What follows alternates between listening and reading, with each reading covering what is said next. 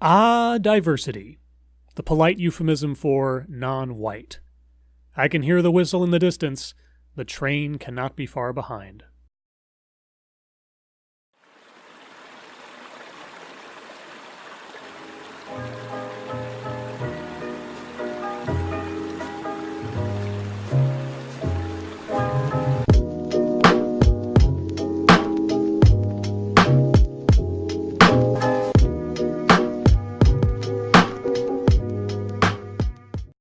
So, by a show of hands, how many in the audience have kids or young relatives in their family? Okay, great. Now, how many of you all have asked them, what do they want to be when they grow up? I understand the utility of using rhetorical audience questions as a framing device for a talk and such, but when the questions are pointless or carry such an obvious and expected response as to be condescending, I get irritated. I'm an adult and I still get asked that question.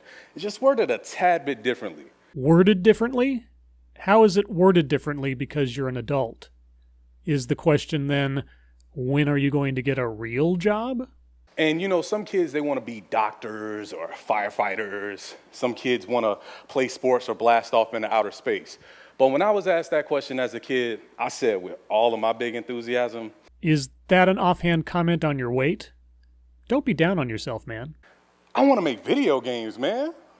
When I was a kid, saying something like that was indeed a cause for laughter because the video game industry was nothing like it is today.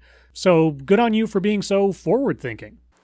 So every time I would get a game, I would take the booklet out, I would open it up, and I would draw every character.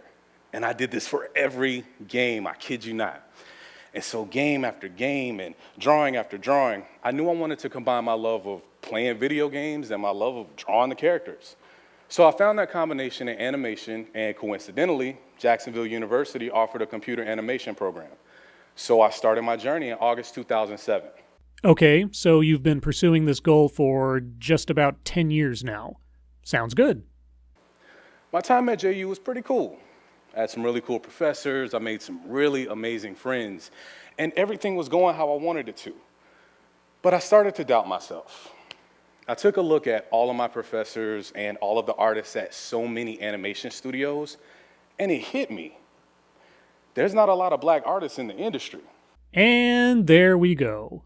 I wondered when we were going to enter the diversification zone. But you are an artist. You do make your bread and butter on what is visible to the naked eye, first and foremost. Tell us more about how your view on the world only runs skin deep. So I started thinking, there's no way I could do this. Why? You were in a school taking classes to enter that industry. No one was stopping you. Why did not seeing other black people lead you to such self-defeatism? I was panicking, I was upset, I was all over the place. But something strange happened. An artist named Donovan Howard applied to teach illustration at JU. So I went to his portfolio presentation and I was absolutely blown away. I mean, his work was amazing. He was an animator at Disney and he worked on Treasure Planet, Fantasia 2000, and The Emperor's New Groove. And not only was all of his work phenomenal, but he's a black guy like me. If his art had remained of the same quality, but he happened to have been a Chinese man, would you have been equally inspired, I wonder? So I said, wait. We're gonna have a black professor who's an artist and he's legit. Oh, you know what, I can't graduate this year. I'm sorry, we have to postpone that. I have to learn from this guy. Why was that so shocking to you? This was 2007, not 1952. Why do you think it was so novel that a black person can be both a professor, an artist, and be legit? That last one still sticks in my brain a bit. Do you reflexively assume that any black person in a prestigious position must inherently be deceptive in some way? And it was at that moment that I knew I could pursue my dreams as an artist. I mean, if he could do it, I knew I had a shot. I had a role model. Skin color prejudice? That's so pathetic, it's almost quaint. And this is why I believe that diversity and equity in arts education is important. Diversity provides that variety, but equity, it supports it. It puts people in positions of power to support that variety or that diversity. Based on what? Merit or skin color? Or is skin color the tiebreaker if you come across two people of equal merit? They both allow for role models for so many art students who look for artists that look like them. Diversity paints an amazing picture, but framing it with equity, that's what makes it complete. You need to go into more detail on this process of equity, because so far it just sounds like a friendly way of saying racism is a desirable tool for your hiring practices. So diversity has become a sort of buzzword as of late. Everyone's talking about diversity this and diversity that, and for a good reason. I've researched 3 of the top art programs on the East Coast, and I found some pretty eye-opening information. My research centered on ethnicity. No shit. Some of the professors didn't have photos of themselves available on each school's website, but they did have photos available elsewhere, in press releases, on LinkedIn, a social media network for professionals, and on their personal portfolio websites. But there were a few professors that didn't have any photos available at all, so I categorized them in a no-photo group. How dare they let their portfolio of work and academic credentials speak for themselves? We must know what they are. My research is mainly based on my observations. And now that may not be the most ideal or the standard. What? Oh, no. Your subjective and anecdotal observations are totally valid and are representative of both reality and all experiences of people who look like you. By all means, do go on.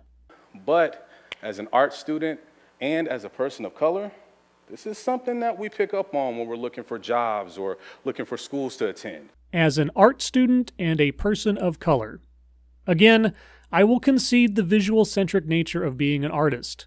But do you understand that outside of your craft, there are more important things about interacting with other people than what someone looks like?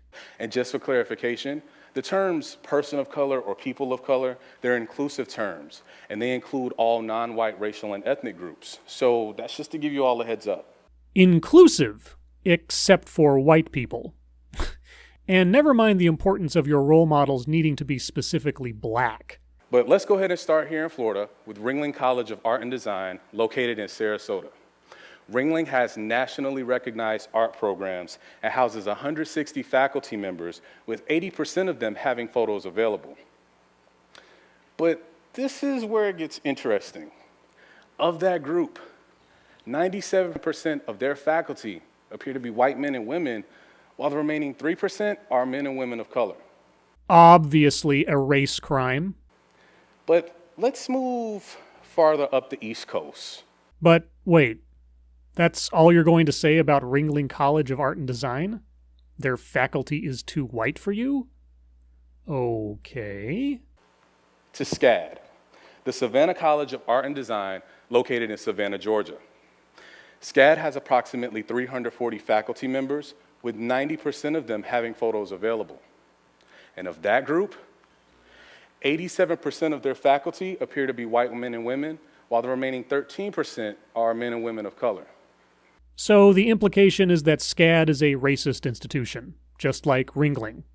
Bold claim. Don't suppose you'd like to provide any proof? Oh, but that would be the standard way of presenting an argument. And you're an art student of color. You don't operate on those terms. And finally, SVA, the School of Visual Arts, located in New York City, has one of the largest faculty of any art school in the country. SVA houses over 700 professors, with nearly 90% of them having photos available. And of that group, 87% of their faculty appear to be white men and women, while the remaining 13% are men and women of color. Yes, you're big on racial identity and people owning up to the potential crime of their skin color. What's the racial makeup at the university you went to? Do they post their photos online? Let's see. Wow, look at all of those white faces in the visual arts department. Must be racist. Do you hate your alma mater? I should note that I clicked through a slew of other individual faculty members' profile pages at Jacksonville University, but it would have taken me far too much time to screenshot them all for this video. Rest assured, I saw a lot of white faces, far more than I did of non-white faces. Therefore, by our speaker's implicative logic, Jacksonville University is racist, just so you know. Now, New York City is considered one of the most culturally diverse cities in the country. Many people migrate to New York City so they can pursue their passions and follow their dreams. As art students, what we like to do, we like to research our professors and see what they've worked on, what they are working on, their accomplishments and their accolades. And apparently their melanin quotient. And I love how you are speaking for art students as a demographic. Who elected you to this position, out of curiosity? But as art students of color, we also look at the composition of the faculty. Would you believe I scripted that last bit before getting to this point in the video?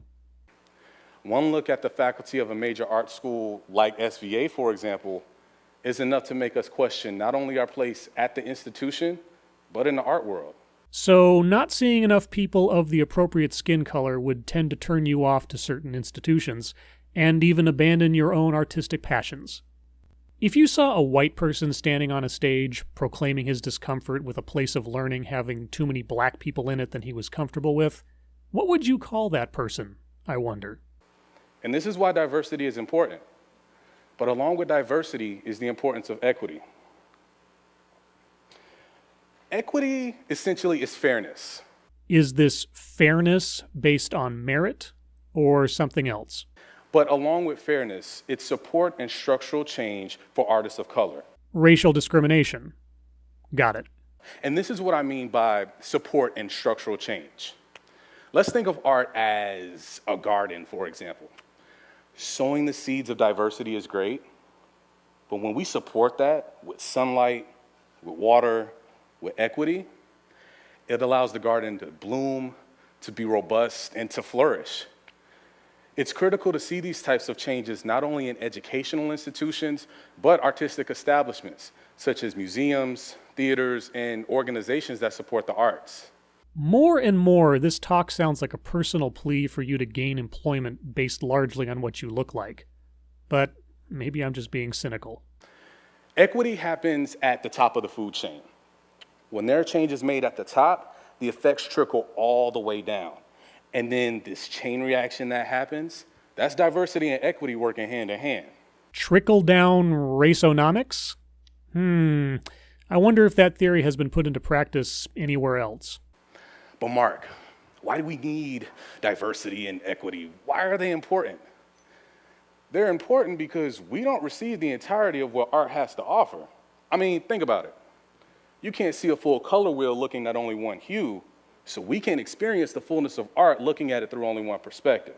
So all white artists practice their craft using a single perspective. Tell me about Picasso. Tell me about Tamara Lempicka. Tell me about Edward Hopper. Hell, tell me about Caspar David Friedrich, the artist responsible for my avatar. Tell me all about their singular perspective due to the color of their skin. And let's be honest, people of color, we've always been here. The whole time we've always been here. I'm not sure you could sound more condescending if you tried. But there is a bit more of this talk left, so let's see if you can top this. We've been thriving, celebrating our culture, and creating some pretty amazing artwork. The arts have the ability to take us on journeys to so many different realms, but just imagine all of the new and immense worlds that we can visit if we celebrated art at its most vibrant. Art at its most vibrant. Art created by white people is not vibrant. Art created by people of color is more vibrant. I am glad that you were accepted into art school. Otherwise, you might have gone into politics. But also, equity allows for proper representation. Marginalized groups can create the narrative, and we can tell our stories vividly and accurately. Will all of these artists be required to provide you with photo identification in order to prove that their art is vibrant and coming from a unique perspective? Our voices and our experiences, they're legitimized after we've been told for so long that our existence is either tolerated or invalidated. Tell me again about your role model, the black professor and artist who was also legit. I thought his very skin color proved to you that such things were not necessarily the case. And aren't you living proof against the claims you are making? Everyone represents something. You can represent your family name, your heritage, your alma mater, your favorite teams, groups that you're a part of, even the towns and cities that you're from. And everyone deserves a chance to represent. Unless you're white, and there are already too many white people around, of course. Equitable representation is not only important, but it's also pretty awesome. So check this out. What I want you all to do, crowd participation, what I want you all to do is think about your favorite meal. It can be breakfast, lunch, dinner, dessert. It could be Thanksgiving since that's right around the corner. And I want you to think about the quality of the ingredients that goes into it. Think about the sizzles in the pans, the rumbling of the water in the pots, those sounds. And then how those sounds transform into this aroma. An aroma where... Wow, look at that packed audience. Not sure its white to non-white ratio is acceptable, though. You can tell how potent some spices are, how muted some herbs are, and this harmonious balance that happens. The balance that we taste. The layers, the textures, the flavors, the depth, the love. That bowl or that plate that you just thought about is everything. The presentation is stellar. The experience is unmatched, and it's simply amazing. And the exact same thing happens in other art forms. When you have all of these flavors present, when the herbs and the spices, they dance with the other ingredients and infuse them with new life, a masterpiece is made, something that everybody can deeply and fully appreciate. Sure, bringing together German, French, Italian, Norwegian, Russian foods would be a really diverse meal, wouldn't it? Oh, but wait, they all came from people with white skin. Invalid. So the question remains, did I ever make those video games that I talked about all the way in the beginning? Well, not yet. Oh, really? Now, why is that? Can't you find a developer that doesn't drive you away due to its whiteness? But I have gone down many different routes on my journey as an artist. I've created some pretty cool graphics and animations that have been on TV. I've worked with some amazing, amazing businesses and entrepreneurs. And I'm here on this TEDx stage, all because one artist showed up at the right time and gave me hope. And I'm sure there are other artists and art students that are in the same situation I was in during my senior year of college. But with more diversity and more equity, more and more doors are open. So what better time than now? Than right now, to burst through those doors and make room for all of that amazing talent, to tell their stories, to create some stellar artwork, and to represent. Thank you. I did a video recently that nearly beat for beat plays out exactly as this one does, though it dealt with theater and movies rather than art and video games.